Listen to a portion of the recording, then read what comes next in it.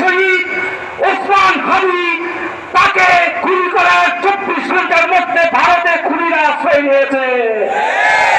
আমাদের দেশ থেকে খুনি হাসিনা বিদায় নেওয়ার পরে ভারতে আশ্রয় নিয়েছে। বাংলাদেশের যত অরাজকতা আছে, অরাজকতার পেছনে যত সন্ত্রাসী খুনি সবাই ভারতে আশ্রয় পায়। সুতরাং এর থেকে প্রমাণিত ভারত আমাদের বন্ধু রাষ্ট্র নয়।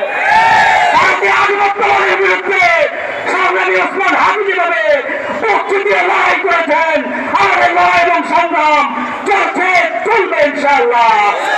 একজন ছাড় দেওয়া হবে না। ভারতীয় আধিপত্যবাদের গলায় চিনছি, আমরা আমার গলায় পড়াতে দেব না। 24-এ রক্ত দিয়েছি, নতুন করে স্বাধীনতা এনেছে, আমাদের এই স্বাধীনতা হারাতে দেব না ইনশাআল্লাহ। প্রয়োজনে জীবন